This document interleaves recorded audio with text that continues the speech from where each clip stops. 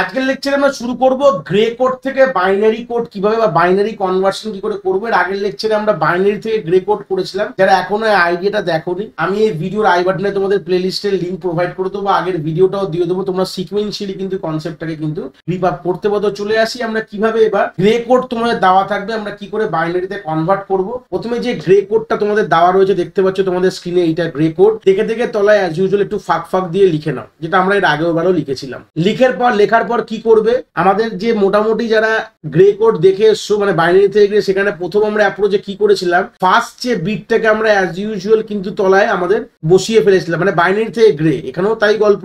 এখানে আমাদের first position ধরতে পারো, এটা ফার্স্ট বিট, এটা বা সেকেন্ড বিট। এইভাবে আমি যদি লেফট থেকে রাইটে মার্কিং করি তোমাদের, তাহলে আমাদের 9টা এখানে বিট রয়েছে। সেরকম আমরা এখানেও আমাদের গ্রে মানে বাইনারির জন্য আমরা এখন 9টা বিট পজিশন পাচ্ছি, মানে ফিল করতে হবে সেই রেসপেক্টে দেখে দেখে। তো কিভাবে করবো দেখো, প্রথমেরটা অ্যাজ ইউজুয়াল কপি করে দাও, মানে ফার্স্ট যেটা রয়েছে, ফার্স্ট যে তোমার বিটটা রয়েছে দেখে দেখে অ্যাজ ইউজুয়াল বাইনারি সেটে কপি করে দাও, হয়ে গেল। তারপর কি করবে দেখো, যে রেজাল্টটা পেলাম, মানে ফার্স্ট যে বিটটাকে আমি অ্যাজ ইউজুয়াল কপি করে দেওয়ার পর যে রেজাল্টটা পেলাম, সেই রেজাল্টের সাথে আমরা সেকেন্ড যে গ্রে বিটের জর অপারেশন পারফর্ম করে সেই অ্যান্সারটা আমরা এখানে লিখবো। তো জরের গল্পটা কি ছিল আমরা আগের লেকচারেও দেখেছিলাম, সেম দুটো বিট সেম থাকলে, টু বিটস যদি সেম থাকে তাহলে কি লিখবো আমরা 0 লিখবো।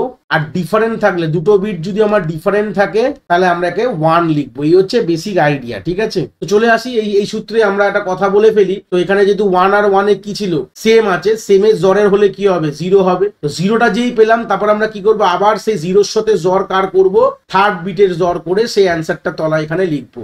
দেখো ডিফারেন্ট থাকলে আমি এখানে 1 লিখবো। সেম আবার যে রেজাল্টটা পেলাম তার সাথে আমি জর করবো কার, ফোর্থ বিটের, যা হবে তার রেজাল্টটা আমি এইভাবে তলায় কিন্তু লিখবো। আমি 0 হবে, কেন দুটো সেম হয়ে গেছিল, সেই সূত্রে আমরা 0 এখানে লিখে ফেলেছি। 0-র সাথে আমরা ফের আমরা ফিফথ বিটের পজিশনে জর করে আমরা অ্যান্সারটা এখানে লিখবো। তাহলে 0 আর 1 এর কি হয়ে যাবে, যেহেতু ডিফারেন্ট আছে সেই সূত্রে আমাদের 1 লিখবো।